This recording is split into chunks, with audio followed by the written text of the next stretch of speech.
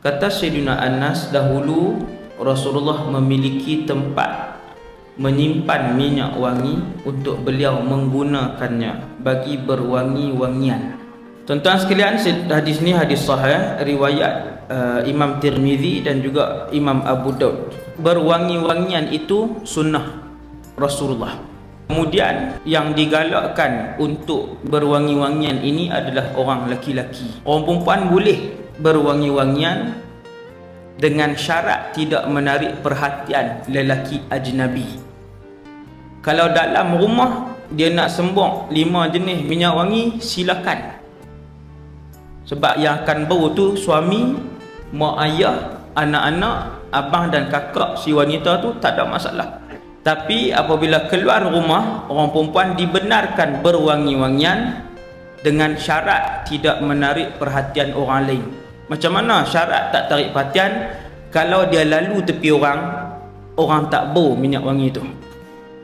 Takat badan dia je, maksudnya sikit je. Hari ni kalau kita lalu tepi perempuan, dia lalu, lepas 10 saat pun kita lalu, bau wangi. Yang tu haram. Yang tu mesti dia menarik perhatian orang lelaki-lelaki. Dia akan tarik perhatian orang lelaki untuk tengok dia, dan kadang-kadang boleh membangkitkan nafsu.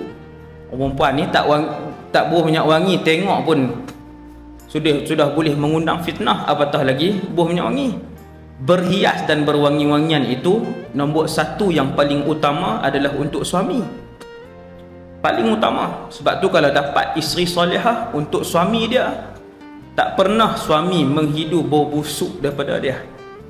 Kalau dia masak pukul 12, dia tahu suami dia nak balik 12.30, singgah makan nasi, sekali dia mandi. Sebab dia masak, dia buat kerja rumah tadi. Dia akan mandi dan dia wangikan tubuh badan dia. Wangian itu nak ditampilkan kepada suami dia. Hak ni wanita solehah. Dan bila keluar, takat diri dia saja, supaya diri dia tak berbau dan kawan-kawan bila duduk tepi kiri kanan tak bau busuk dengan dia. Takat tu je. Apabila Sayyidina Anas bin Malik yang duduk dengan Nabi daripada umur 9 tahun sampailah Nabi wafat, maka Sayyidina Anas banyak mengajarkan umat Islam tentang sunnah Nabi SAW. Antara sunnah Nabi yang boleh kita ikut laki-laki dan perempuan ialah Nabi ada minyak wangi, ada botol yang Nabi isikan tiap-tiap kali minyak wangi itu habis. Walaupun tubuh badan Nabi dan juga peluh yang mengalir keluar daripada Rasulullah adalah wangi semula jadi.